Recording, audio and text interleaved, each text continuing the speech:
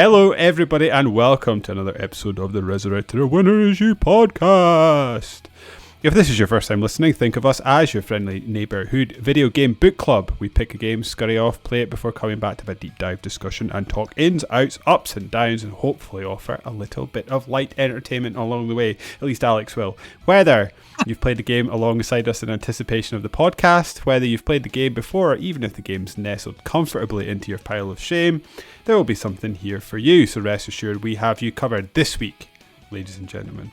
We continue our annual tradition of our journey to planet SPOOKTOBERFEST with a horror game, and I used the term lightly I think this time, first released on PC and hailing all the way back from October 2005, the critically acclaimed game developed by Monolith Productions and published by Vivendi.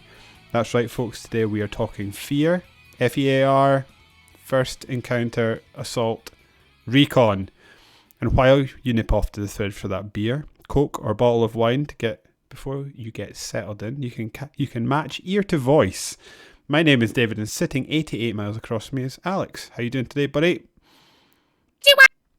I'm a spooky Japanese girl, Alex. Yep. You don't really hit the long hair wearing a nightie thing. I guess you could probably grow your beard and just do the old upside down head, I guess.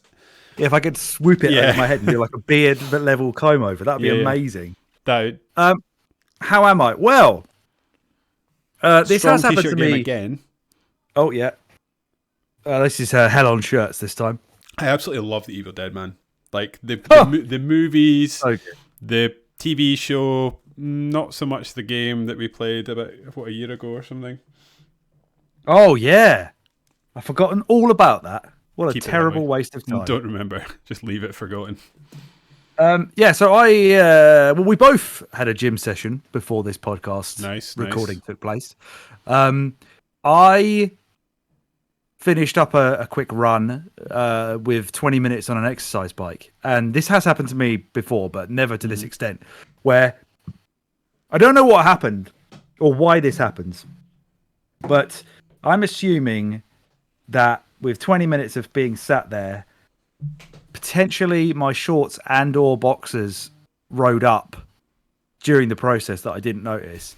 So that when I stood up, from my bell end via Clegnut all the way to my arsehole, were all completely numb. Excellent. I mean, that's a common bike thing, right? Is it? Okay, right. Okay. Because I was going to say, like, I'm if you're going to get mad at the cycling and you plan to have kids, then get mad at the cycling, because I don't think it's great for your old pipes down there. Yeah, because like I'm trying to lose weight so I can see my dick again, but not at the expense of being able to feel it. That's ridiculous. Have you tried to like tying it to a door and slamming the door shut to see if you can stretch it a little bit? Not since I was 12. What were we talking about? Oh yeah, scary stuff, spooky things. I watched a film the other day called One Cut of the Dead. One Cut of the Dead. Interesting. Yeah, which is a Japanese supposedly zombie film, where of course you expect it to be all in one cut, like a one tracking shot film. So the film starts, and it's a zombie film. It's a zombie film that's played as basically the basic premise is some people are making a zombie film, and then zombies really attack them in real life. So it's played off as like this person's acting, the director's telling them to act better. So because of that, you sort of look at it and think, okay, I get what they're going for here. So this is going to be really cheesy and badly acted, and the zombies are going to look shit. Fair enough. But I don't know how they're going to sustain this for 90 minutes. It goes on and on. Like some of the like there's really weird pauses. Some of the dialogue is absolutely garbage. Oh no. The gore is really silly. And half an hour in, basically, this girl eventually escapes where she is. She stands on this rooftop, looks up at a camera, and some credits play, and then it goes to like 6 months earlier or something. And these like corporate suits are talking about, oh yeah, we're gonna set up a zombie TV channel, and our first thing we're gonna have on the TV channel is a zombie film that is one take and completely live. And then they like hire the director who was like the director of the fake film that's in the film, if that makes sense. Yeah. Then he starts like figuring out what he's going to do. They go through like getting everything set up. They do like a table read. And then like the last sort of 45 minutes of the film are effectively the film from the beginning again, but you're actually seeing how they filmed it in the film. Oh. So for example, there's a guy in the film where he's like sitting in a corner, like just minding his own business. Then somebody's already been attacked by a zombie. So then he's just kind of sat doing absolutely nothing, totally silent. And all of a sudden he tries to leave.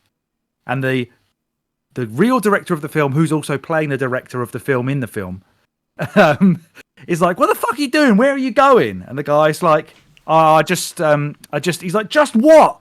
There's zombies out there. You can't leave. And he's like, no, I have to. And so the guy runs out, and then you hear him scream. And then later on, he comes back as a zombie.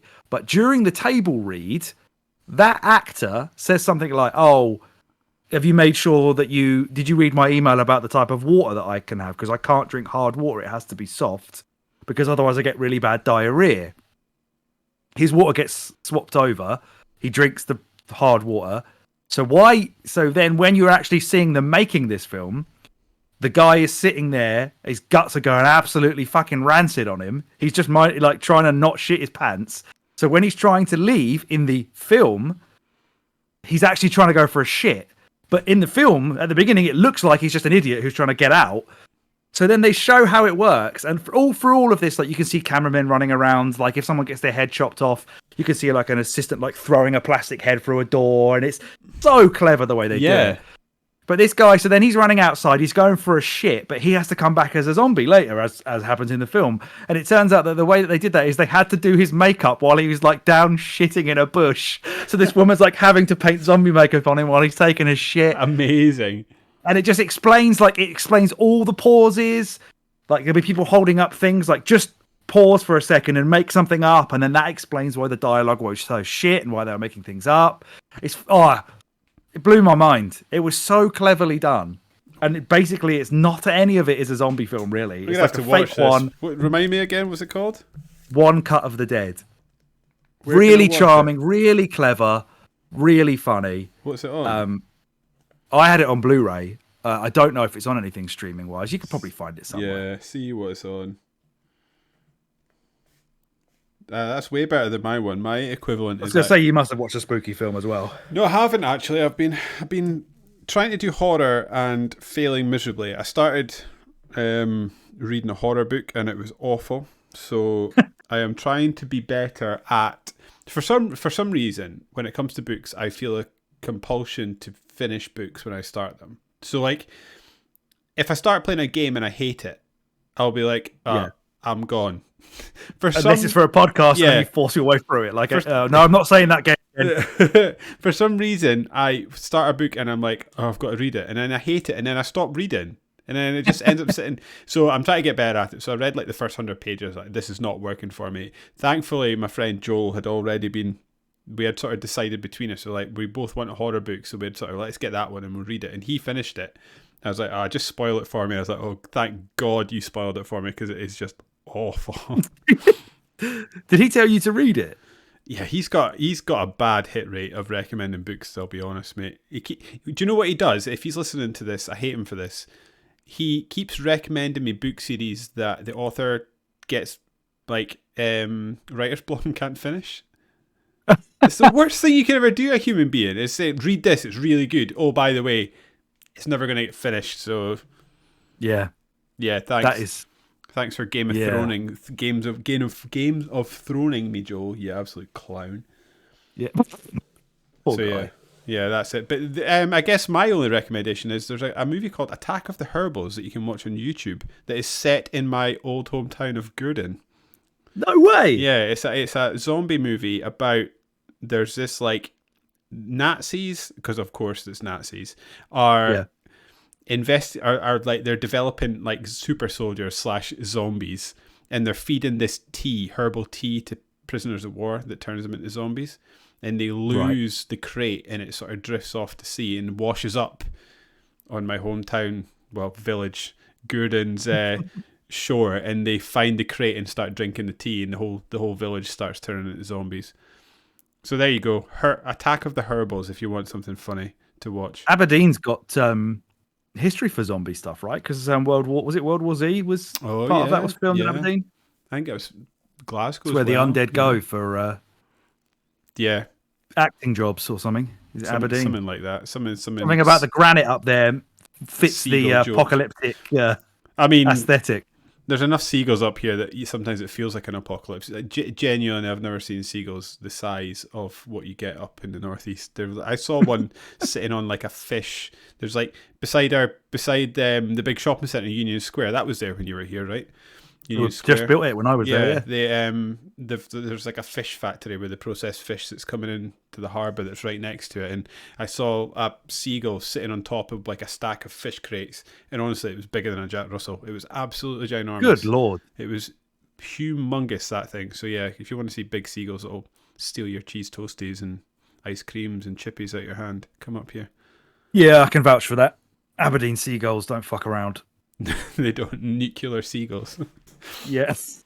We're not here to talk about seagulls though, Alex, or Dawn of the Dead, or various incarnations of horror, although I do need to start actioning the horror recommendations that I have been given, because... Yes, you do. Have you ever watched Ash vs. Evil Dead, going back to that? Yeah, love it. I've seen so how many seasons are there? Is it like 4 or 3? Something? If there's 3, I have seen 2 seasons and really, really like it. Big fan of it. I like that it sort of like keeps going, because like if you watch the Evil Dead movies, they start serious but schlocky, and then they just sort of start steadily leaning into their silliness to the point that the TV show comes on and it's just full blown nuts. Great show. Love that show. Really, really schlocky and stupid. Yeah. I guess it's time to just dive in then, right, Alex? Actually, before we dive in, because I've got a wee bit of plot reading. So before we do that, because I'll be speaking for a little minute, let's get some Alex voice on the podcast. What's your general thoughts of this game? Did you like F.E.A.R? What did you think of it? I thought it was fine. Yeah. It was okay. It has... I have since looked up some things about it, and I believe it has... appreciation. Almost. It's more of like I appreciate that at the time it would have been good or better than it feels now. Yeah. I'm assuming you're probably going to go into it later, but there's stuff to do with the AI in this game that's I had no idea was going on, because we've probably come on since then a lot further. Yeah. So I think I said to you earlier on today while you were playing and I was watching you that I completely misunderstood what this game is, because I think I even said it on the last episode where, like, basically I expected us to get chased by this little Japanese demon girl, and every time she sees you, she's like an insta kill. I thought she was part of the game. I think you know, when I was like retelling you something I remember about the game, I think I'm remembering like F.E.A.R 2 or 3, because like the bit I've got of memory didn't happen in this game, so I think I've played a subsequent F.E.A.R game at some point. It does seem like they tried to add in like Saw style stuff. Alma was part of the combat that I remember. That she's not really. I mean, you get she's like the final boss. Yeah, kind of. Yeah, kind of. So I expected to be scared by it, but I wasn't at all in any part of it, and it was more like I had to try and appreciate. Like, I see what they're trying to do. They're trying to do some psychological horror style things here, but because I played it up in my head of I'm going to be terrified by this little girl who's going to come after me all the time, and I'm going to get insta killed by her. She's like the alien from Alien Isolation or whatever. And the fact that she wasn't, and she was basically just a narrative device in between really samey office buildings where all the enemies are just like fodder for you to destroy in slow motion, and or get lost which again I'll elaborate on later, but the really poor pacing of this game. It was just okay. It felt like it's like a bad Half-Life 2, which is a really shit way of talking about a PC shooter of the era, but that's when it was out, and that's what it was probably inspired by. I can see the tendrils of what we were talking about last episode at the end, where they were inspired by things like Akira and The Ring and The Matrix and John Woo films. You know, I can see that they realized that to some extent, but it just in 2023, it just functions more of just an enjoyable short shooter with some bad pacing. And, a basically unfathomable story that is really hard to be bothered about caring about. The thing I kept sort of coming back to is that, like, I was sitting playing this thinking, this is, I don't want to be overly harsh, but the word that keeps jumping to mind me is like you said, it's totally fine, but bland experience. It is bland. I kept thinking, like, what other shooters were out in 2005? I mean, like, we had Halo. I'm sure Call of Duty was starting to be a thing. Maybe we had Halo 3 by this point? No, we hadn't, because that was maybe. It certainly had certainly Halo 1 and 2, obviously. Yeah, I think today, even by today's standards, those games hold up better than this game does. They have more to offer that you could see set gaming on a certain path at that point. Like Halo was so influential. This just seems to be barely iterating on shooters. Like you're saying, like, we'll come to it later. The AI stuff is interesting, and it's sort of, its legacy is more prevalent in the games industry than maybe people would think on sort of a surface level, especially because I again, like, much like you doing research for this podcast, I found that I started reading stuff about this AI and how interesting it was and the different things that they were doing. And I was actually stunned by it, because I remember speaking to you while I was streaming it. The AI was, like, comically bad, but actually when I was reading about the AI and what they had done to it, it wasn't so much the AI that was bad. It was maybe the enemy spawning that was bad. So, I think I said it to you multiple times. There were several times throughout the game that, whether through level design or whether it's like enemy spawning, the enemies would just come at me in a line. And if you used your slow motion at the right moment, you could just aim in a straight line and mow them all down. Whether that was them coming around a corridor at you, or whether it was like a reversing in truck, the doors would open. If you saw that coming, you just like slow motion, aim at the doors, shoot, and they're all dead before they even get the truck. So, like, the AI can be as interesting as it likes. If it's not getting an opportunity to actually show itself, then kind of pointless. But and you're in such, like, tight and enclosed areas for a lot of the times. You're in, like, small office rooms and sewers and things where it's all very well and good them saying, oh, okay, well, this enemy's gonna, like, jump over something and he's gonna, like, you know, mantle that wall and come at you from this angle, and another guy's gonna, but realistically everything's moving so slowly if you press LB that it doesn't matter where they are, because you'll pop them off before they even manage to turn around. So that was apparently supposed to be a way to, like, give you a chance in the difficulty settings, because apparently the game's really difficult, but didn't really find it difficult at all, other than just sort of getting lost. I think I fell off the environment a bit, got lost, and I think I got one-shotted by Alma twice, maybe. Oh, at the end of the game, when you walk through the door and she's right next to you. So right at the beginning as well, there's a bit where I think is it like intermission? It's like, I think it's maybe the end of 2, the start of 3, where you walk into a corridor, you get this, like, hallucination, and then Alma comes out a door, and then you're like, I think what the game wants you to do is run away, and then it turns out that there's an explosion that blows you out the door, and then cutscene, and then one of your teammates is standing beside you going, "You're all right." You get up and you fuck off in the other direction. I died there because it started the hallucination, and I just ran at Alma shooting her. I was like, well, get her told. No, that's not what you're meant to do. So it just killed me. So she one-shotted me at the start of the game as well as the end, and I'm sure, like, that bit where you walk in the double doors and she's on your left, because I turned around and I was like, oh, there she is, dead. So, okay.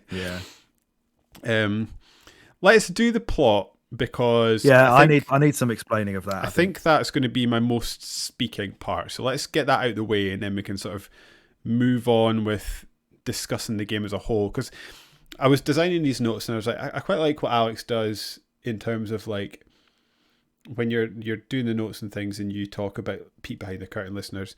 Alex will go through the game stage by stage, and we'll talk about it. I was like, right, I'll do that for this. And then when I actually started writing, I was like, that doesn't work for this game, because it is the environments are so bland that it doesn't. Yeah. So, sorry, it's going to be a David classic, but let's get through the plot first, and then we can move on and discuss that. So, apologies, folks. I'll be doing a little bit of speaking here. So, Alex, you're the newest member of an elite team of Special Forces operatives known as First Encounter Assault Recon. Can I just say, that is a fucking awful...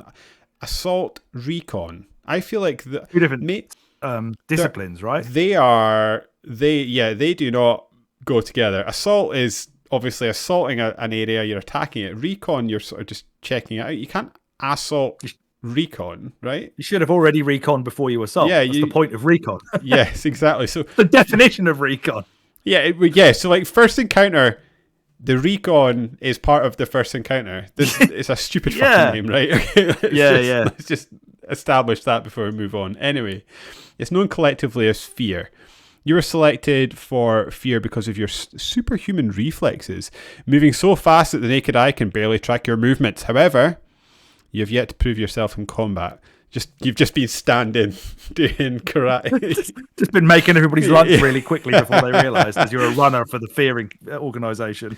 In the early 70s, the Armicum Technology Corporation began looking into genetic manipulation and enhancement to create the perfect super soldier. Big shock. That's a quite a common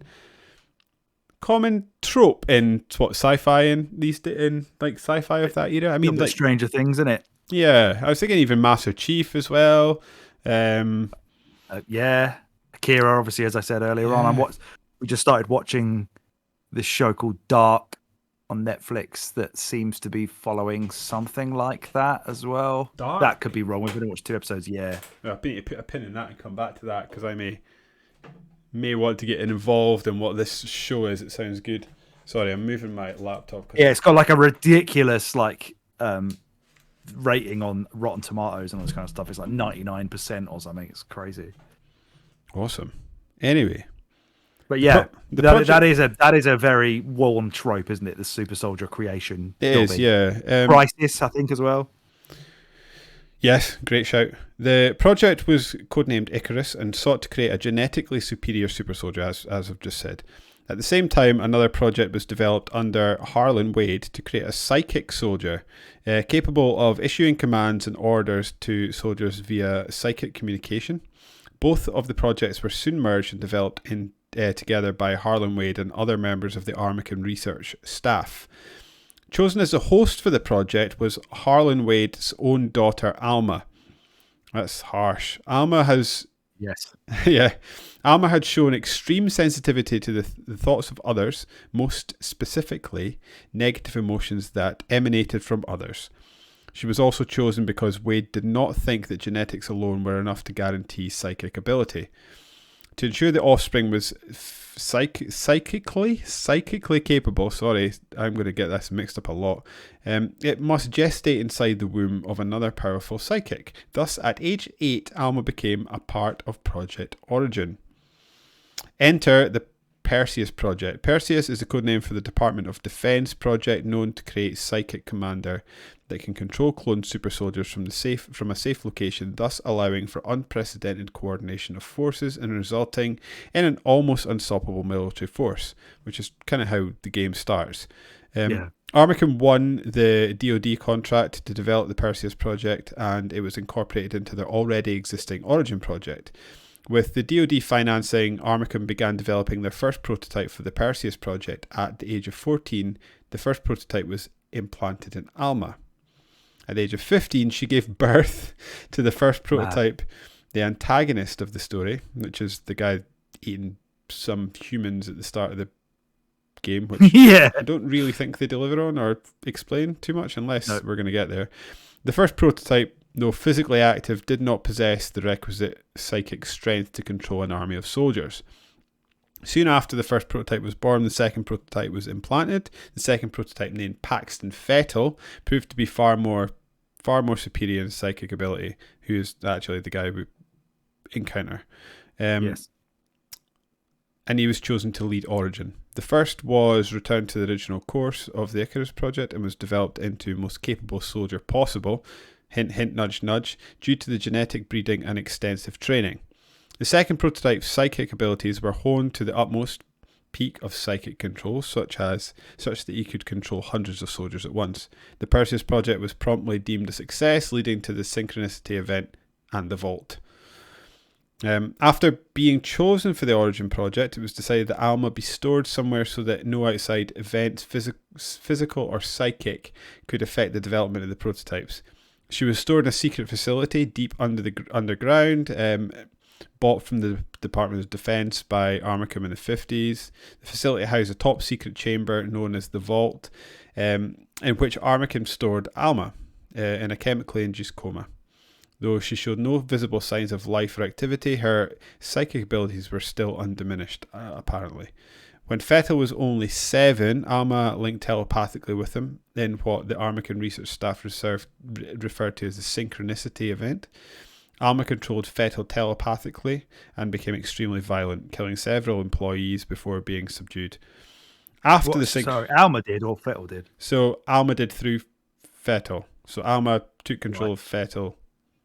And then he started going mental. Yeah.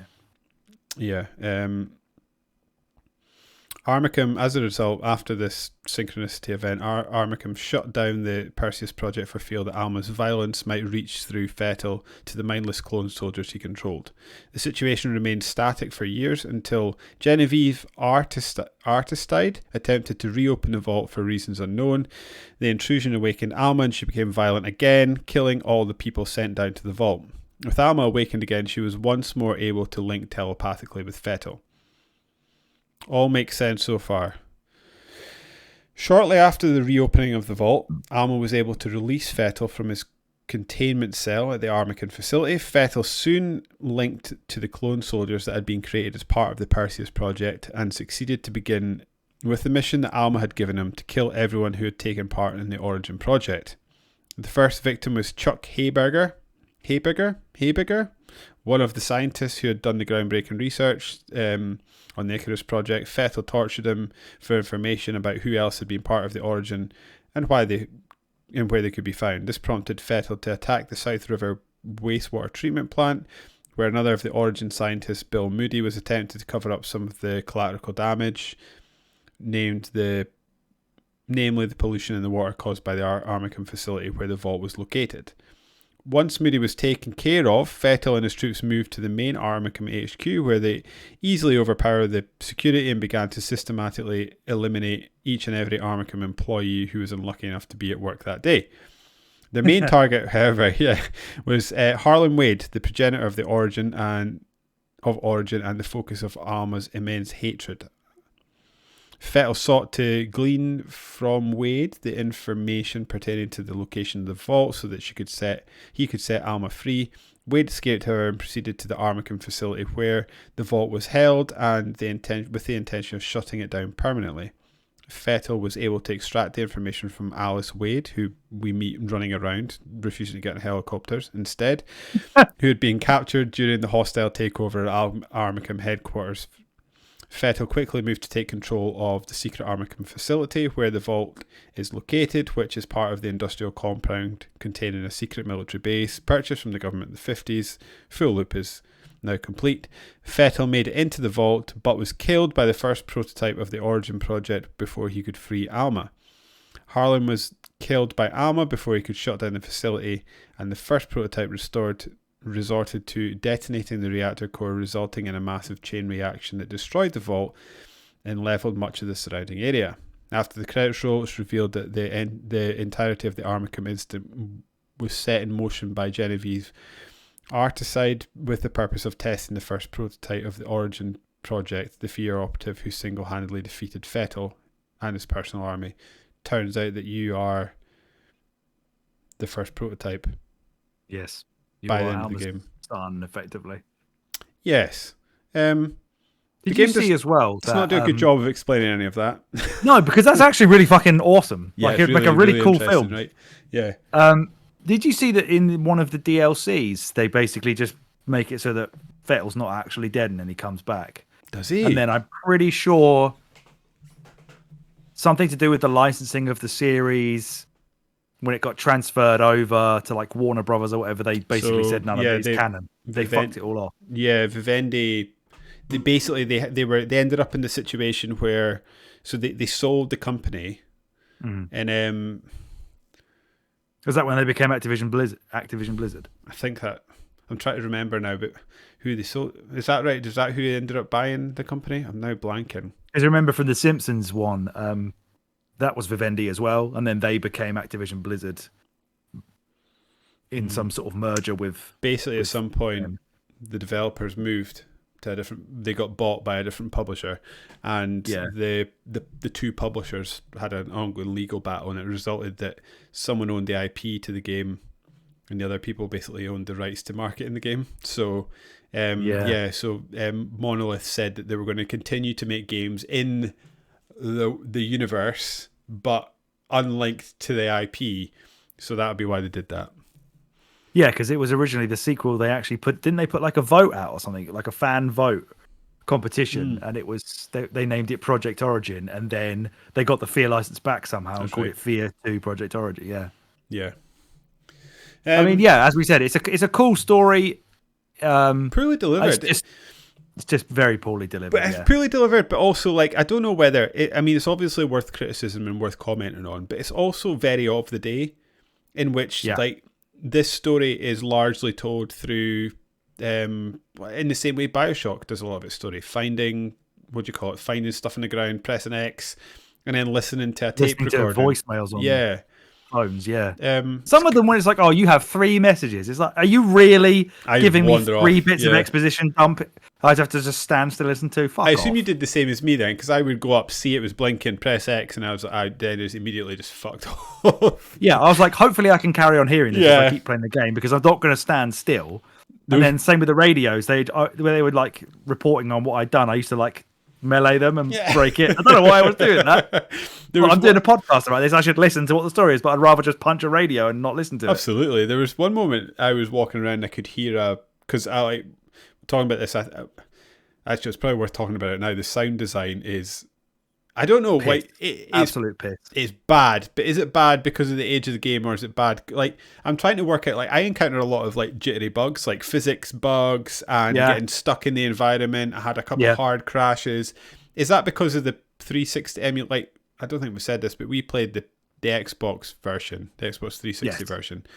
Yes. Essentially, we're playing it on an emulator then. Is it the emulation that's perhaps buggy more than the game? Because when I was researching this, there's no chat about bugs.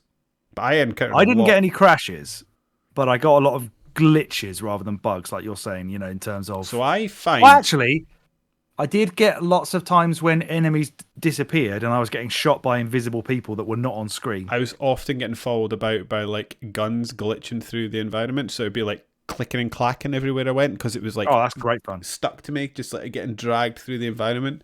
Again, like, so I think... and I've encountered this with the emulator on the Xbox before.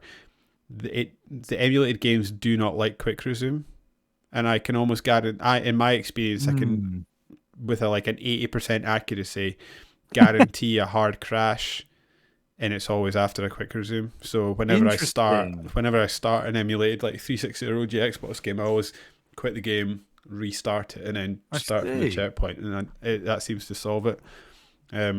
Yeah, I didn't get any crashes, but yeah, like I said, the worst thing for me was like invisible enemies were shooting me and talking, and they were not visible. So I just stood there and let them kill me, but then they were still invisible after that. So I just had to completely shut the game down. And then there are invisible enemies in the game, which makes that even worse. Yeah, but these ones definitely were not that. They were just standing there, and I was standing still and getting shot from random angles. What did you think about the enemy types, actually, now we're on that? Types? Plural? Well, there's like 3, right? I suppose so, General enemy, invisible guy, heavy. Yeah, because there's guys in sort of like mech shit. Yeah. at some point. They let you pilot those mechs in the second game. Do they? Yeah.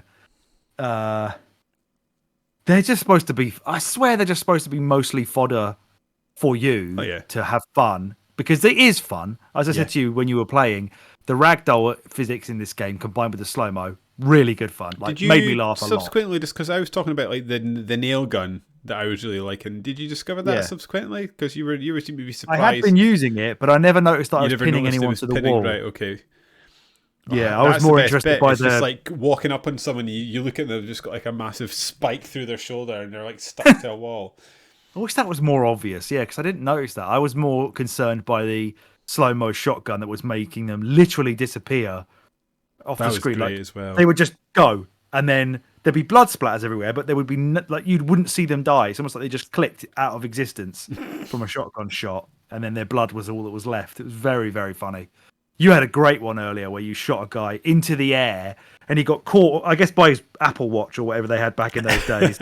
It's like hanging off a balcony for a bit until another explosion knocked him back down again. That is very fun. But the only enemy type that really gave me any issues were I got done by those invisible dudes in the bit where like they break through the windows, because one of them, he kind of breaks in a window above you, and I expected it to be in front of me, and then I turn around and he was just punching me in the back. But everything else, it's just a bullet sponge more than anything. I find if you sort of left yourself open on the sort of odd occasions you get caught with your pants down, you can die quick.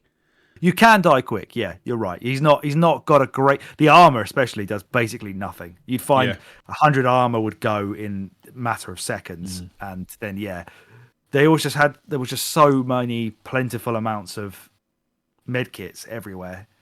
They were very keen to keep restocking your health, which is fine. I don't want to be like banging my head against a game like this. It's clearly meant as some sort of power fantasy, because you're supposed to be this elite soldier that can move faster than the naked eye can perceive.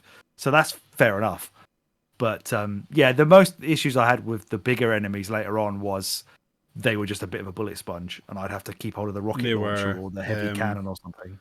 Sort of they do this thing, like the first time I remember as a gamer like sort of noticing it was Halo, and I've got a real soft spot when you come up on an enemy and you find them fighting someone else, and it ends up in this 3-way battle. A couple of times I had that in the game where you'd come up against a clone enemy and they'd be fighting like general security.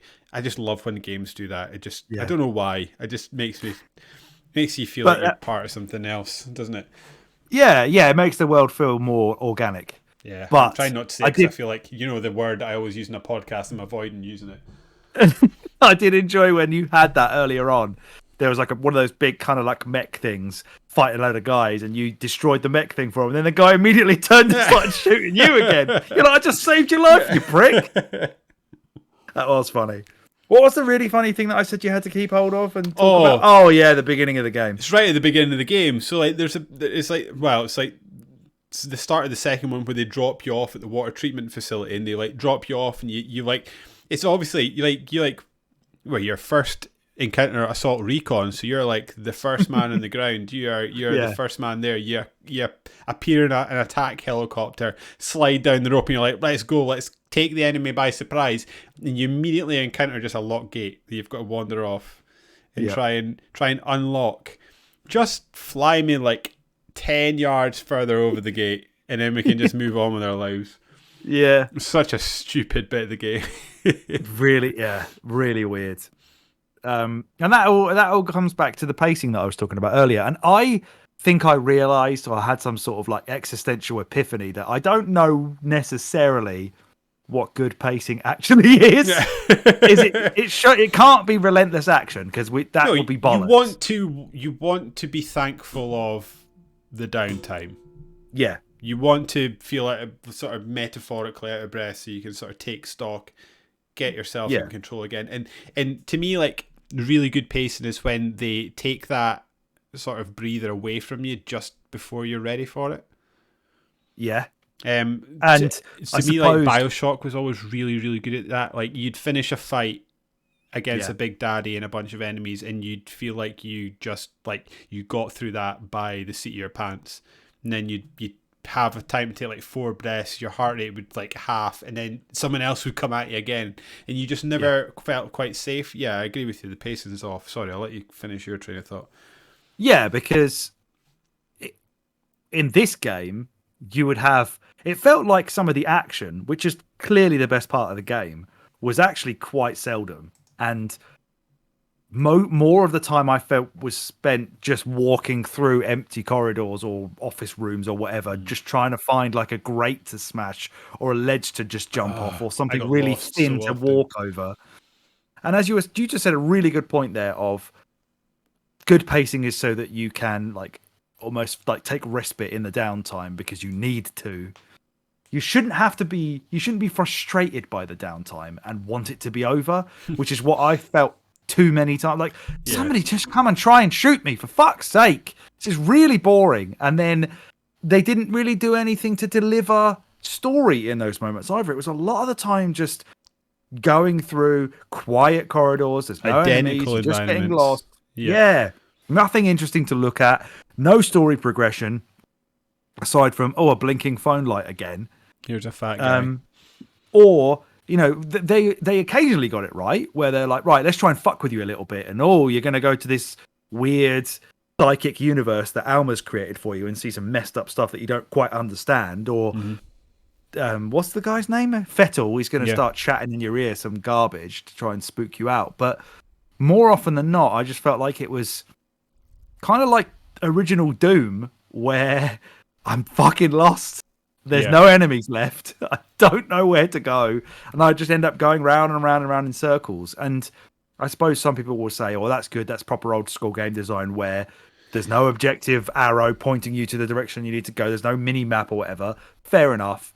But when everything looks exactly the same, I did find myself just going around in circles, almost to the point where I'd go back to where the checkpoint had saved me and be like, oh my God, I've just gone all the way back to the start. And now I have to turn around and try and figure out what it was. And the actual part, like chosen path you're supposed to take, always seemed to be so obscure. Like, so obscure to the point that like you'd find it and like, so I like to go off the beaten path to go looking for the little like injections and stuff to like give you health boosts and like slow-mo boosts and stuff like that. I'd be like, there's definitely one down this way. And you'd go that way without like exploring the other direction because you're like, that is clearly a massive corridor. That's the way I meant to go.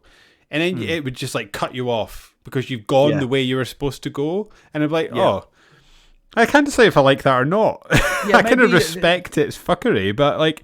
Yeah, we've often like complimented games if they do like a... they give you this almost sense of like agency or autonomy that you think that you've outplayed the game by like, I found a shortcut or I found a way to sneak around, whatever. But it felt like every time something like that existed in this game, that was actually the critical path you had to follow. Yeah, you're supposed to jump off that little tiny ledge over there and find a grate and go through it and drop down into the floor, which would make no sense. It's a great point because it's something that like when it comes to sort of video game criticism and talking about games that we've obviously done for over a decade now, that I constantly come across like we spoke about this briefly with The Simpsons, and that like video games are just they have a loop and then you sort of do the loop and then they'll build on the loop and they'll build on the loop, and like there's like often I find myself disliking things like this, disliking something about a game that in another game I would praise it for, and I'm like, well, that doesn't quite match up. Why do I feel like that? And I kind of always just come back to the realization. It's why, like, for the most part, maybe Apex Legends aside, that I generally don't like games as service games, because I'm fully aware that if we boil it down to its component parts, when you play a video game, you're on the treadmill. You're on a treadmill and you're ticking off boxes and you're doing a similar, if not the same loop over and over again. It's when you're aware that you're on the treadmill that it becomes a problem. Does that make sense? Yeah. It's like the actual art of game design and making a really, really top quality game versus a game that is just fine is that you manage to make the player forget that they're on this treadmill, that they're looping and doing a similar thing over and over again. And I think F.E.A.R probably fails in that regard. I'd say it does. Yeah. Whereas other games sort of things I've always praised games like Bayonetta 2 for, where it just feels like every section is just a different kind of mad shit. Like, wow, what is happening now? And again, the downtime is very minimal, and it's maybe a bit of story, and then off you go again. Whereas this just felt like trudging through monotony to find some guys to shoot in slow motion for a bit, and then maybe they'll do something weird. Maybe. Yeah. I mean, another example is like we've covered it on this podcast, Super Mario World. If you boil it down, run, jump, hop on someone's head. yeah. Like, it's the same thing over and over again, but because it's so well designed, it doesn't feel like it. Yeah, So, if you can sort of revolutionize your own idea over and over and over again to make it feel fresh, even though the core idea is exactly the same, that's good game design. This doesn't revolutionize any of its ideas. It rehashes it over and over again. Nice skybox. At no point does it look nice. Yeah. Although, what were you saying about the moon? I've got a thing, right? I sort of realized when I was looking at it, I don't like, so next time, listeners, you go outside and you can see the moon, look at the position of the moon relative to you. I would hazard a guess that at no point do you ever have to look straight up to see the moon. It's always sort of up and right or up and left. It's never straight up in the sky. And the moon in this game is straight up the whole time. It's just annoying me a little bit. Such a little thing to get hung up on, but it was like its gravitational pull of you is just dragging the moon above your head everywhere. It's always just there. Yeah. Yeah, I didn't notice that, but that is odd. That just seems like a weird glitch in their skybox, or like a weird design choice that they made. This is the idea of good skyboxes, though. It's probably a light source, masquerading as Mm. the actual moon. So it's probably actually like delivering a spotlight over you, so you can see where you're going or something. I don't know. I don't know anything about game design. I don't know. No. This is why we talk about games. Speaking of light, though, that fucking torch can go straight in the bin. Oh, It needs to. same We're going to old- go from. We're going to go from this game with a torch that runs out very quickly and then somehow regenerates itself to fucking Duracell batteries. The game. Yes, exactly. I would also hazard a guess that if I was in the military and I had a torch, I could turn it on for 10 hours and it would be fine. I would say so. This goes on for not 5 minutes. That's mental. 45 seconds max, and then it's off. Yeah, that's dumb. Yeah. Um, That's not who enjoys that part of the game. Like, I don't get it. That's not quite as bad as obviously Doom 3, where if your gun's out, your torch is off, and vice versa, until they changed it for the BFG version. But it is pretty bad. Funny, actually, you say that. You were talking about Duracell, the game that we're going to play next. Did you notice they must have had some product placement in this game as well? But a bit of Dell. Felt like I was at fucking work. Everything, yeah. They had Dell gaming PCs and stuff like that. Yeah, XPSs everywhere. Yeah. It just jumped out. I thought it was quite funny. Apparently, the conception of this game, the designer said that he was setting out to make a really over-the-top John Woo-style action movie with intense combat. Combat is something all shooters have, but they felt that nobody had quite nailed that sense you get in a John Woo movie of just the insanity. Do you think they manage? Yeah, I do think they manage. And to be fair, let's think about, again, as we said, let's think about the shooters at the time. There wasn't a massive amount that really pushed the genre forward the way that we think of the genre now. As I said to you off air, like, this feels like a real, well, I think I even said it on the beginning of this show, like, it's a real PC shooter, early 2000s. It feels exactly like that. You know, even as far down to, like, you don't really aim down the sights, and if you do, you go slow and you click the stick in. It's not the same. It's not holding the left trigger. Because I don't know, I think we may have just about had, like, Call of Duty at this point. I think we probably had the first one, at least, the PC only one. Yeah, but shooters these days feel very, very different to what this is. We this time of, like, the gaming industry, we were having things like, as I said, Half-Life 2, Far Cry, the first one, and we were just coming off the back of stuff like Time Splitters and, you know, all of that, Halo or whatever. Yeah. So it does feel like if I'd have played this at that point in time, I probably would have appreciated it a lot more, because especially in terms of early 360 first-person shooters, we had like Call of Duty 2, which is pretty good, Quake 4, which is garbage, Condemned, which isn't really a shooter, but we'll probably play that one Halloween season, I imagine. I've got a memory of Condemned scaring the living, like, I couldn't finish it. Out of me. I couldn't finish it. Too scary. It's like the second level you're walking through the abandoned mall with the mannequins going around. Yeah. Oh my good god! Yeah. So scary. Yeah. This did give me a couple spine tingling moments. This game. I know you said you found this like just not scary in the slightest. The bit that would get me is there was a couple instances. It wasn't even Alma. It was Fettel. Like you would be walking along and he'd be just like peeking around a window at you. That would get me every so often. That's why I was saying, like, when I appreciated some of the stuff they were doing, there's a moment, I think it's either happens to you as well. I think you're in a lift at one point and she's like in the corner and then you just turn and she's like stood underneath you and then she's gone again. Mm-hmm. And also when whatever her chops is called. Oh, when the lift closes and you see her. Yeah, and then Alma's in there. That's maybe the scariest moment of the game. Yeah, like it's not scary because it's not really affecting you. But I looked at it, was like, that's cool. I appreciate that. Really well done. Really well done. But no point did I ever like feel. I mean, Layers of Fear obviously scared the bejesus out of me. Mm-hmm. Whereas this one, I never felt any tension at all because I was having too much fun. Well, I was kicking too much ass. Yeah. To be scared. I never felt like anything was going to do me in unless Alma was this one-hit kill thing that I'd imagined she was going to be in this weird review that I clearly never read. She's just not a threat at all, really, until the end of the game. Yeah, she's just there to kind of, you just look at her and go, oh, it's a little girl again.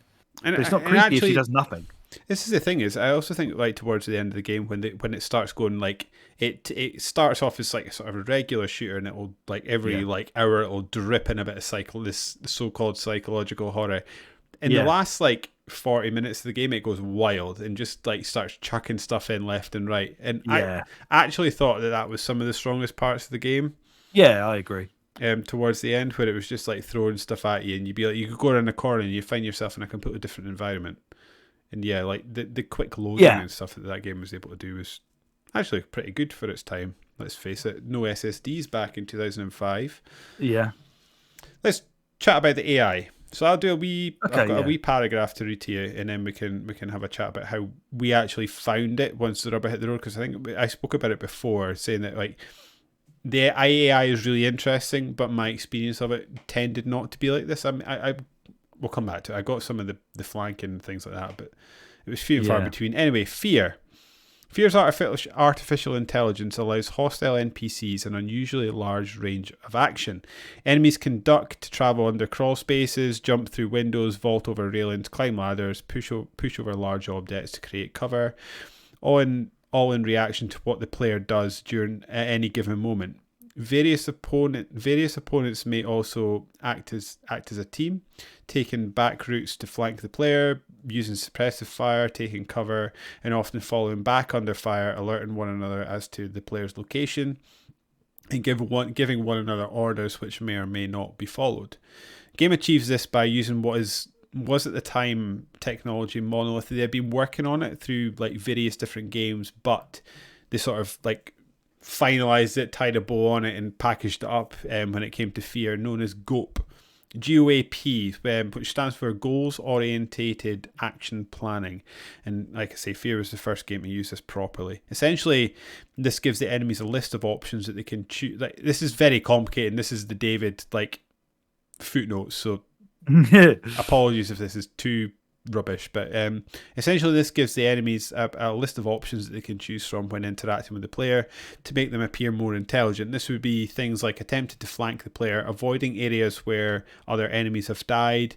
They'll avoid the player by running through windows and taking other routes. So like, for example, if you shoot at an enemy, the enemy will not go to that spot and they'll try and go somewhere else. If you're blocking a doorway, they'll try and use a window, or they'll try and like drop through a crawl space, or run around the back of you. And like I say, they will at least have an idea of communicating. If they see your torch, they'll call out torch so that they know what direction that you're coming from. I did write down, and I need to find it now, where this game has actually been this. So we were talking about that. I said at the beginning of the podcast that we'd come back to this, and I'm trying to find it as I'm speaking, that this was actually used much more than you might think. Let me give it a quick Google. Because while you're talking.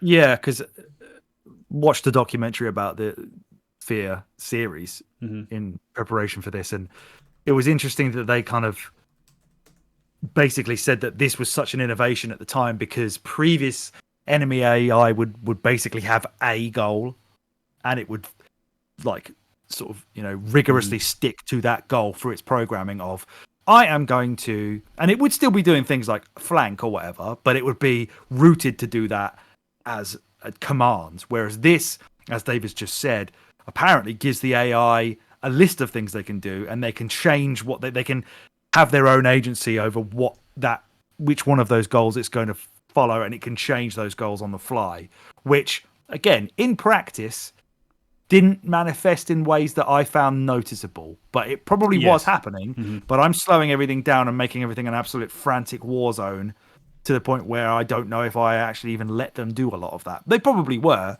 And if I was shooting a bunch of guys and one of them disappeared, I'd be like, what the fuck? This game's mental. But that's maybe because he's gone out of a window and come behind me or something. I don't know. So maybe it was better than I gave it credit for. So clearly it is. Here's one. So the one that I'm trying to find the place that I found that he used it, because I can't find it now, but the Tomb Raider reboot uses this sort of AI technology. That was on that documentary. Maybe that's where I saw it. Yeah. Other games like Deus Ex Human Revolution use it. Transformers War for Cybertron, the Just Cause series uses it. Empire Total War, F.E.A.R 2, Silent Hill Homecoming, Ghostbusters on the Wii. Condemned Criminal Origins, which we just spoke about, it also uses it. So this is like a game in AI. This is actually probably this game's most standout legacy, right? Absolutely. This sort of groundbreaking AI technology that was used like the untold legacy of it. No, it's not just years, but decades beyond. Yeah, up to now, basically. Yeah. I love that. I absolutely love that. But yeah, like you said, like I was much like you in that, like, it was rare that I felt this happening to me. It was also weird to see as well that apparently the second game was criticised because they took out the fact that you can lean round corners, as if you're playing this game tactically, like with some level of like apprehension or whatever. Like I'm just busting in there hoping this corridor is over and I'm finally going to find an enemy to shoot. I never once did that. No, I was running straight at them, and if I heard an enemy, I ran straight at them. Smashed the LB, took out as many as I can. If they weren't all dead, I'd fall back a wee bit and then pick them off after that. But yeah, you just put the shitters up them. One thing I saw in a lot of clips that I'm really annoyed that I never did is throw a grenade, then slow down time and shoot the grenade out of the air. I don't know why I didn't think to do that, but I never did it. No, I didn't do it either. I saw a video it was in that documentary again. They were doing it all the time, just chucking a grenade, then slowing it down and just popping the grenade midair, blowing everybody up. Because I got caught a couple of times. Like they can throw grenades with like sniper accuracy at times. It's quite funny. Loved the grenades in this game. Did you have before we go on to the next part? Did you have any particular weapons that jumped out at you? We've spoken about the ray gun already. What was it called? I wrote them all down so I can tell you. It would be the particle weapon would be the one. Yeah, loved that. Just basically skeletons everybody in one shot. There's the pistol, which is just a pistol, submachine gun, and combat. I like the combat. Like that you could dual wield that was fun. Submachines and guns and stuff. Combat shotgun was excellent. Assault rifle was my go-to gun. Yeah. The ASP rifle. Are you a fan of that? It's sort of a rifle that you can zoom in on. It was like a battle rifle from Halo, wasn't it? Like burst fire. Yeah. No, you don't get it enough. No, I used it in that section that you were watching where you're getting sniped by enemies. Other than that, I generally that's a strong section of the game. I thought like that. Yes. That actually made me have to think about where enemies it did because like I was doing my because like I said, like you saw me do it. I was doing my usual, just run into rooms, shoot everything you could see, and by the time I'd ran into the open space, I was dead. Like because by the time I'd realised I've made a mistake here, it was over.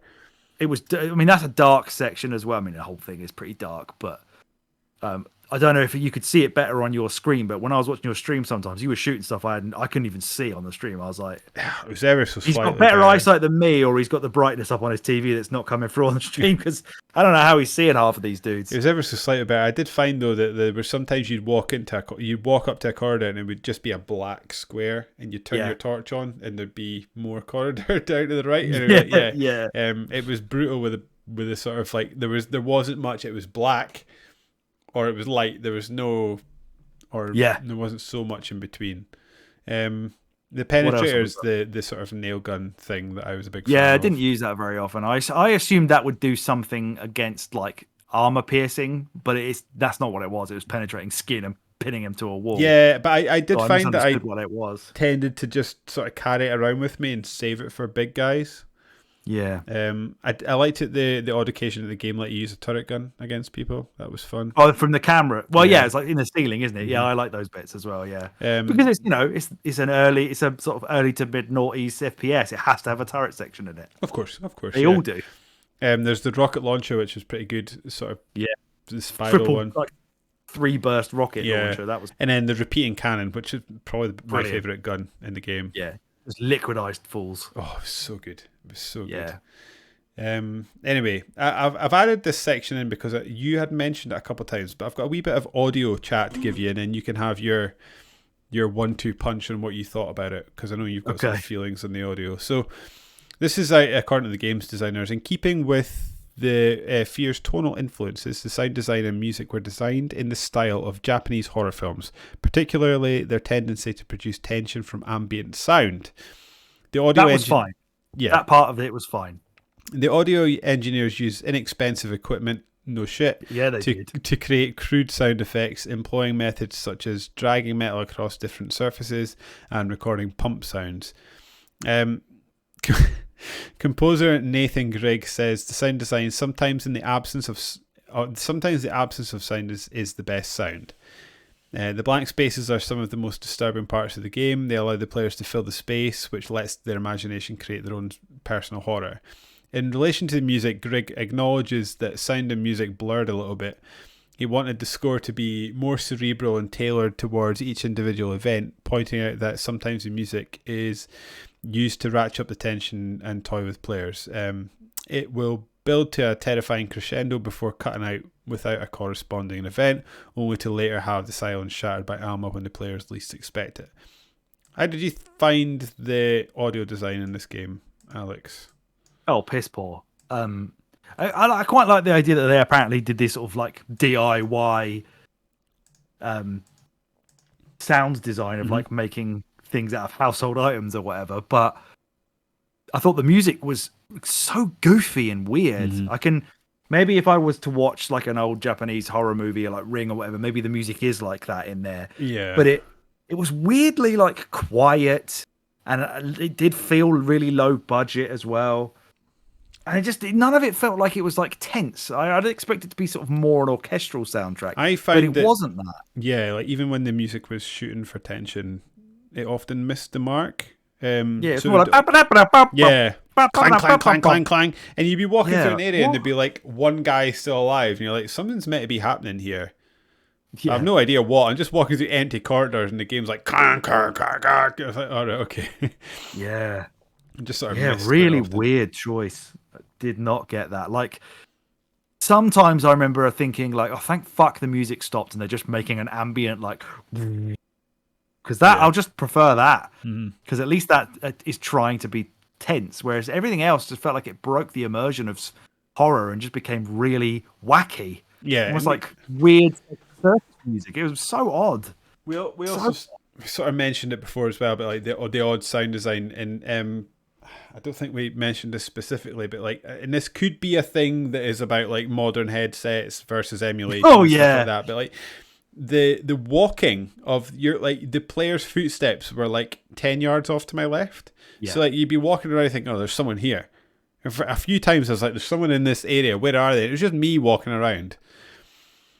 I had to switch back to just the TV speakers at that point because, as I said to you, it must be something to do with the fact that we're using an Xbox Series X headset on an emulated Xbox 360 game, and something's gone fucky and it doesn't work. I don't know why. Now, interestingly, because I finished this, because I got mine from a CEX shop and didn't have to wait for people to never deliver things on time to Aberdeen like David did.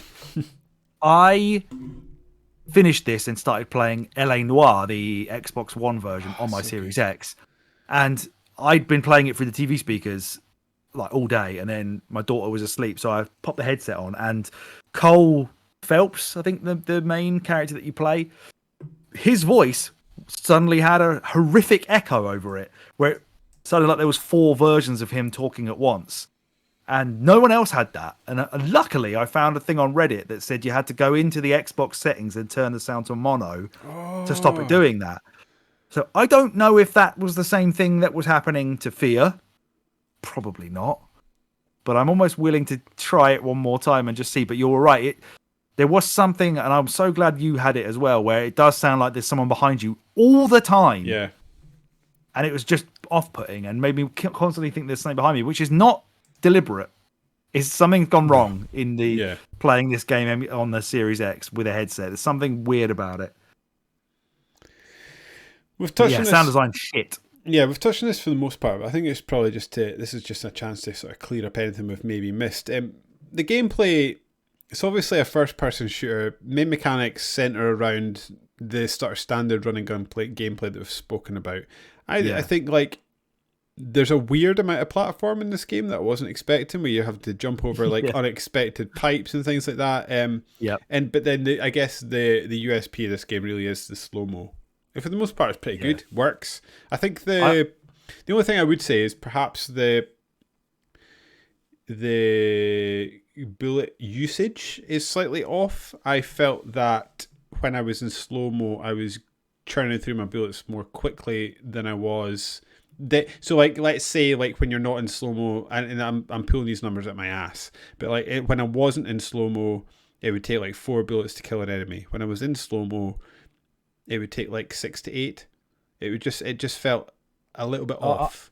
I almost felt like, now, before we started playing this, on the end of the last episode, you said something about like you'd played this briefly before, and it felt as if it had that thing that you don't like in games, where the old left for bed lightweight guns. Enough. Yeah. So that was in my head during experiencing exactly what you've just said there, where it felt like in slow-mo, I almost kept questioning myself, like, am I missing? Like, should I be aiming in front of them so that they run into these bullets? Because I'm like you say, these guys are sponging up the bullets in slow-mo, but in real time, I'll a couple of headshots and they're done. Mm-hmm. So I definitely felt that as well, and I wasn't sure why that was the case, except for something with the shotgun, where it seemed to be completely overpowered in slow-mo to the point where it would just blow anyone in one go. I know, I know we've said this before, the shotgun was so fun. So funny when you'd like shoot someone that was running at you and you just see their head careering off in a different direction. Yeah. Absolutely loved that. I mean, I shot a few dudes in half, which is always an excellent thing to have happen. If you can like thaw a guy in half with some shotgun pellets, that's amazing. Fundamentally, like, you know, the horror is somewhat lacking in this. Mm-hmm. The pacing is off. The environments are terrible, but the shooting in this game holds the fuck up for 2023. Yeah, I mean, I no complaints about that at all. Really solid, really fun. And you've teed it up for me as well, so that I can sort of admit that I was, like I said, I played a different game. The weapons feel fine for the most part. Like I said, like I do have the issue with I think it uses more bullets in slow-mo than it does in normal speed, but the actual like sort of weight of the weapons is okay. It's fine. It's no like Halo or Destiny shotgun, which are some of the best guns in gaming, but it feels fine. It feels totally fine.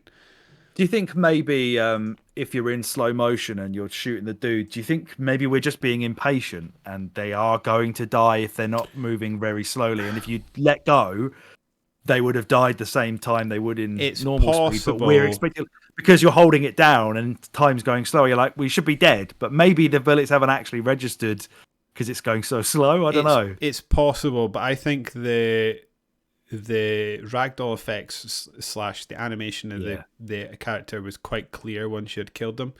The game would also give you a blood splatter as well once you had killed them up a wall. And I often would stop killing them, and if that blood splatter hadn't appeared, they would stand up again and start shooting me. So yes, true. It's possible. I don't think so. Would be my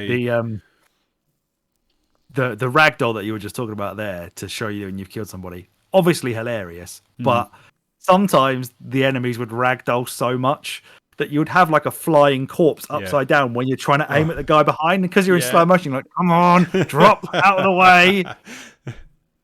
Man, that was funny. I was going to say something. Whatever. Oh, I've forgotten.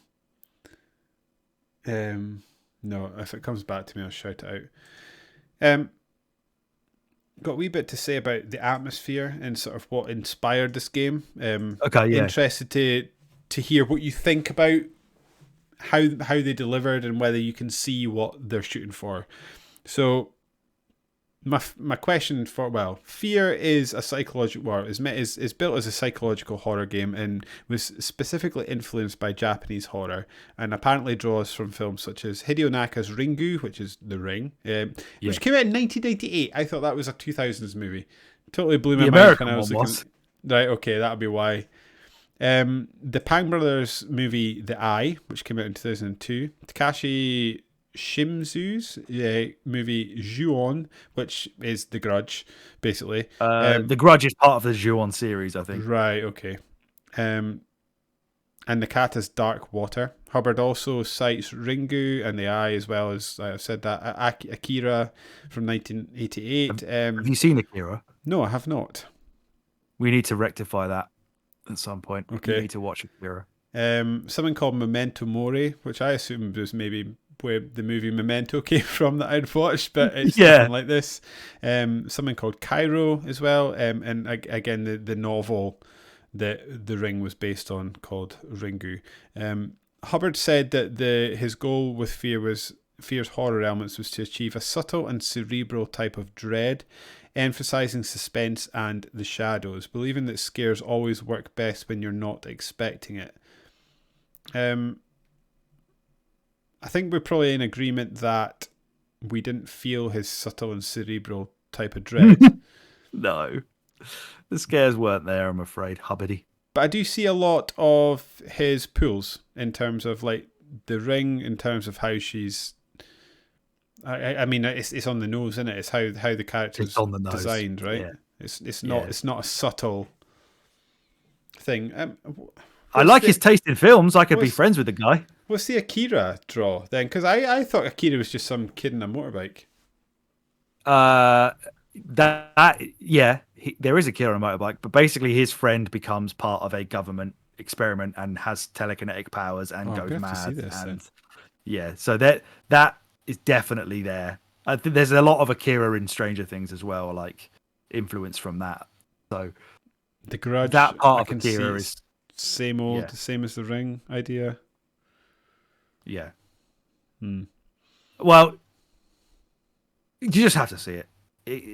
Akira's quite different to The Ring, I would say. But as you say, the references to that are very much just, it's a little Japanese girl. That seems to be what it boils down to me. And I'm trying not to be mean or like detract from what he was shooting for. But yeah, I largely just felt that, they've decided that you could add The Exorcist to this list as well, and it would probably serve the same purpose. Girl in 90 with long hair.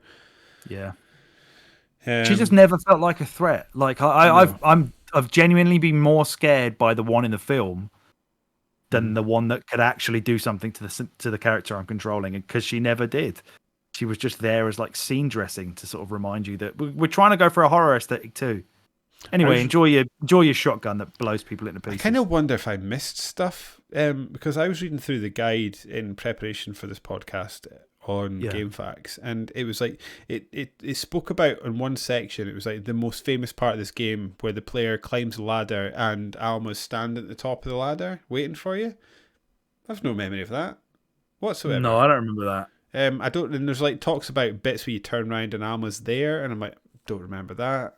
That's the only time I was, like I say, was when I was in a lift somewhere, and she was like in one of the corners of the lift. When I turned around, I was like, oh, there she is, and then she'd gone again. The one that jumps out to my memory is that I went into a lift, pushed the button, turned around, and she was walking towards the lift doors that were closing. Oh yeah. And then I remember looking up because there was a hole in my lift, and you can see her just walk out into space. That she just walked out over the gap. No worries about gravity or anything like that. And I was like, oh god, she's gonna drop into my lift, but yeah, she didn't. I just feel like that was a missed opportunity, and it does sound as if certainly the second game tried to make her more of an antagonist that was actually a threat to you in a more tangible way than this, where she's just kind of like a way to, I guess, try and freak you out, even though, I don't know, I just never felt that. I don't know why. I have got here a note to ask you about how you felt about the other characters in the game. Do you have any sort of lasting memory of them, or are they sort of largely just sort of set dressing? If that. Yeah, I mean, Fettel was probably the most fleshed out. I guess it was him that was kind of in your ear talking about how she knows who you are and blah blah blah. But in terms of like the good guys, I could not remember who the dude talking in my ear was this whole time. I guess he's some kind of general at the F.E.A.R army or whatever. Mm. But you kept like sending him your laptop data and he'd start talking about something. But everything was just sort of almost not quite white noise, but it was too background for it to have an impact on me. It was more just, I'm lost. Where am I going? Not what's the next part of the story I'm going to uncover. Because it never felt like anything in the story actually transpired. It was just, you're still going after Fettel. Everything in the little like pre-interval screens would keep saying like, you're still looking for Fettel. We don't know where he is yet, or we've tracked him here. That was all that seemed to be going on. Is just keep going after this guy. I'm fully aware that what I'm about to say here is like 50% me just being a dumbass, but also like, remember that part at the start of the game that I think we spoke about it earlier in the podcast about where Alma comes at you in one of these little like scenes where you're transported to a different sort of psychologically horror area, and then you're like caught in an explosion, you're blown out of the water treatment plant, I think it is, at the end, and then there's a cutscene and you wake up and one of your teammates is standing next to you going, are you okay? And then you sort of, your character doesn't have a voice, so he gets up without saying anything and just fucks off in a different direction. So like that, coupled with the sort of lack of interaction, at some point I had forgotten who they were talking about, so they'd go like, oh, I've lost blah blah blah's tracker, and I'm assuming they were saying Fettel, but I was just like, I wasn't catching it, and I was like, they've lost my tracker, and I was like running about. Oh no, they had lost your tracker, hadn't they? So that, when you go so far underground, they can't.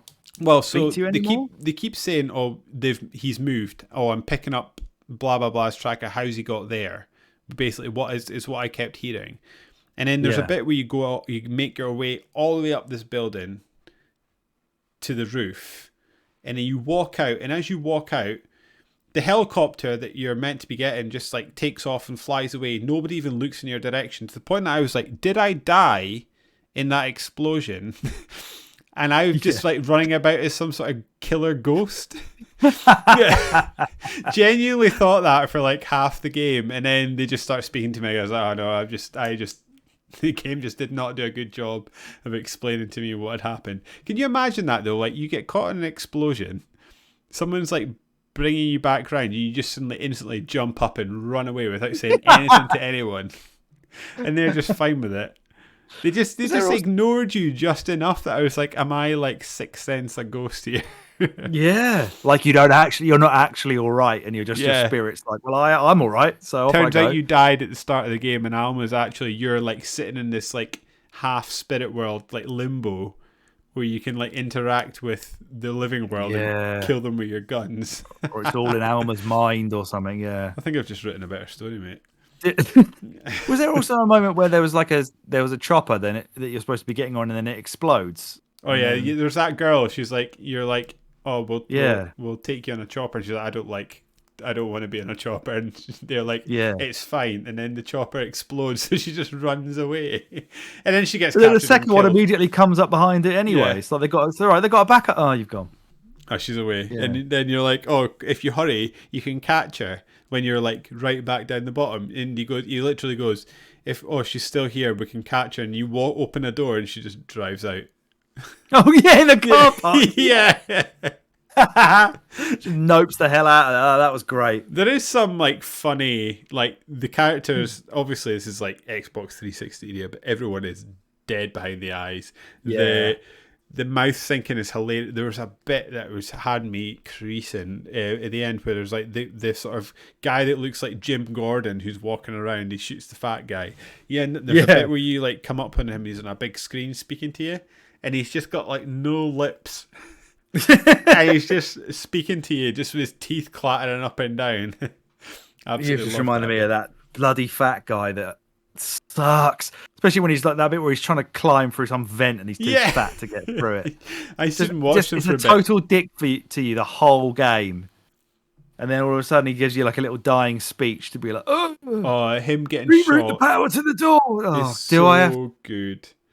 Yeah, Because he I just was sort of pleased gets with that, shot and then just slowly falls on his bum and just sits there.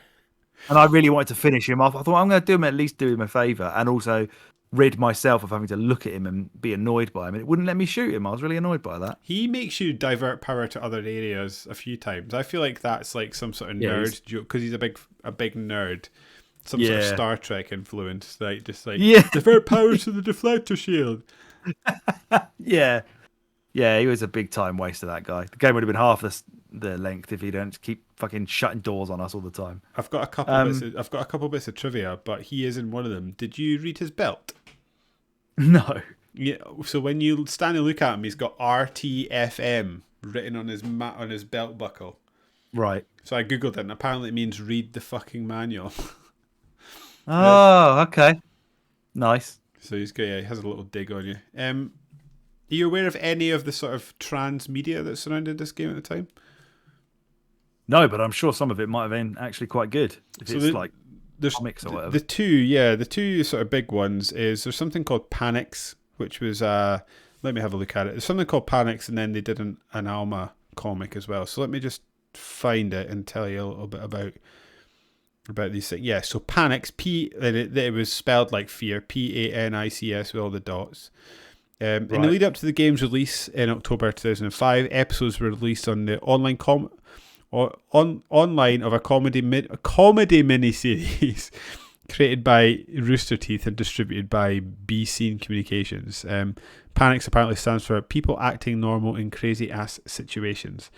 It's a parody of F.E.A.R, produced primarily in the way of machinima, a technique of synchronizing footage together. I don't need to tell people what machinima is, do I?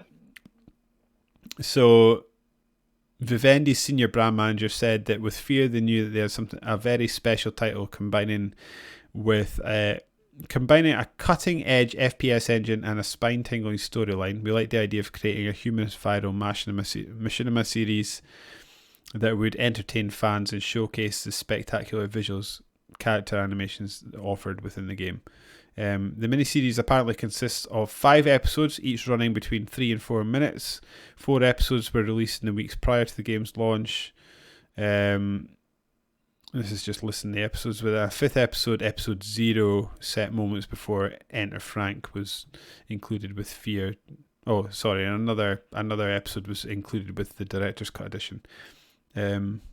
It just talks about what that is. They also did an Alma interviewing comic, so included in the director's edition of the game were the Alma interview prequel with Dark Horse comic prequel.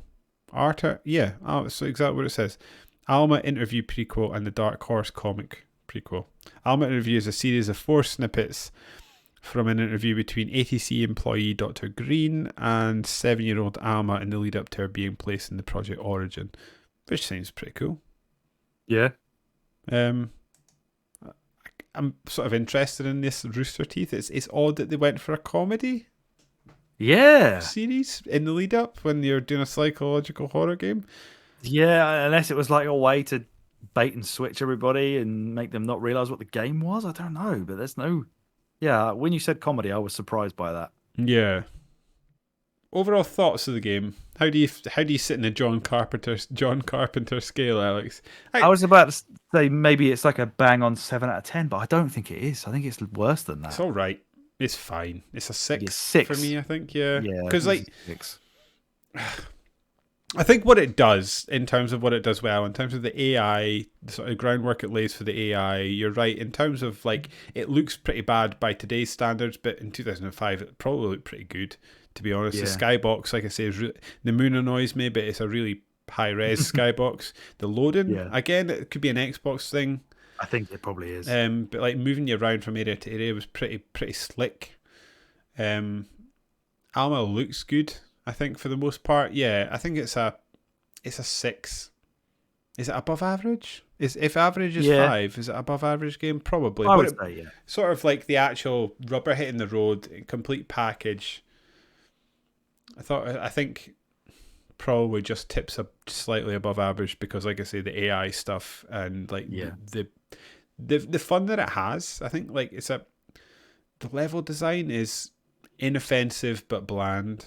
The weapons are fun to use. Some of the enemies are fun. There are good encounters. The end of the game is good. Yeah. Yeah, I think 6 feels right to me if I was going to score it. Yeah. It's just aged. It's aged somewhat. Yeah. And level design has been it's hard bettered. to hold that against it, really. It's yeah, I think it's why like I feel it feels harsh but also fair at the same time. Yeah. In many ways. Good game, was an interesting play. I'm not feeling like I need to go and drink up the F.E.A.R Kool-Aid and dive in. It's supposed to only get worse, apparently. Yeah, well, if it only gets worse, then we've peaked, Alex. We've peaked. Yeah, we have. What have we got coming up next? Next up, we are preparing for the impending release of Alan Wake 2 by playing Alan Wake 1. Well, Alan Wake Remastered. Good old. So we won't actually have Duracell batteries. We're just going to have standard in-game world batteries with different names, apparently. Have they patched out the Duracell? Yeah, they lost the license for the remaster or something, or they couldn't be asked to repay it. Or maybe it's just too embarrassing. Everyone made memes about it, so they're just like, let's just get rid of it. So I think I bought this on Steam for like £2 many years ago because there was like, oh, Alan Wake's coming off Steam because some sort of licensing deal has expired. So it was like, if you want to buy it. Could be that. Yeah. I'm looking forward to playing this. I remember liking this back in the day, and even if it's totally fine right now, I am beyond hyped for Alan Wake 2. So me too. I think it is going to set us up well, at least sort of remind us of what the fuck's going on, hopefully. Yeah. Although, I don't know how much the remastered version actually does. I hope they finish it, because I think the OG version, it did that thing that, remember, the Prince of Persia reboot did, where they hid the actual ending in DLC. I don't think the ending is the ending in the OG version. And if it is the ending, it's utterly baffling. I don't know, but it remembers he just sort of there's some sort of other world that he's going about in, but I don't remember him actually finding his wife, but I could just be misremembering, so we'll find out, I guess. Yeah, we will. Yeah, looking forward to it. Me too. And that brings us to the end of another episode of the Winners You podcast. If you liked what you heard, and even if you didn't, why not give our numbers a bump by subscribing to our podcast on your podcast feed of choice? Or, if you prefer to imbibe your podcast in a visual format, you can head over to YouTube and search for Winners You podcast. We subscribe on our YouTube channel. If the podcast isn't enough for your bi-weekly dose of a Winner Is You chattery, you can also follow us on the website formerly known as Twitter, at WinnerIsYouPod, and you can even send us an email to tell us how wrong we are about our gaming opinions by writing to winnersyouPod@gmail.com. Alex and I also have Twitter, at David Smiley and at SuperThrillix respectively. We also have TikTok now. Just head over there and search for Winners You Pod and you'll find it. Alex, any housekeeping? What's the next topic on Video Game Hall of Fame? Oh, it was games from dead or dying genres. That's what it was. What's your pick? The House of the Dead. House of the Dead. That's the light gun game, right? Yeah. Because who makes those anymore? That is, I think I've said this a couple of times. I've certainly said it to you in real life, if not on a podcast. I can't believe that light gun games haven't really made a proper resurgence with like the Wii and, well, they kind of did with the Wii, but like a full resurgence. Like we can still play them on Switch. We've got the infrared. Yeah. Well, that's where the sort of House of the Dead remake found its home, but apparently that was just shite. I'm just surprised that like nobody has figured out that type of technology for HD TVs. I know the old technology doesn't work on it. Is there not a technology we could have thought about? I love a Time Crisis. I have if they would bring out a new light gun, I'd buy a gun to play it for sure. Totally.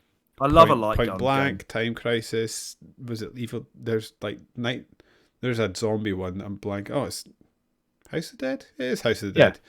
Yeah.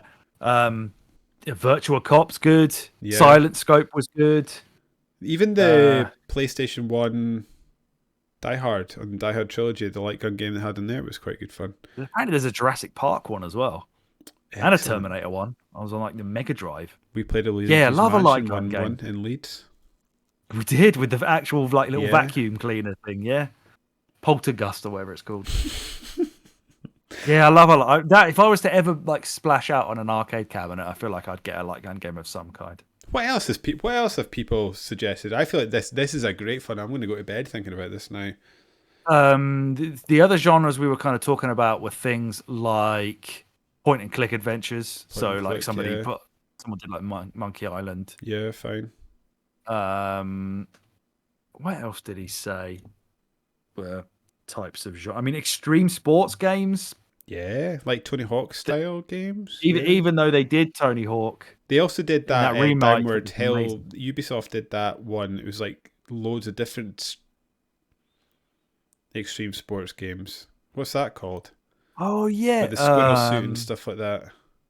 Oh god, because that's fairly recent. Oh, snowboarding. I guess it's not a genre, but that's a type of game.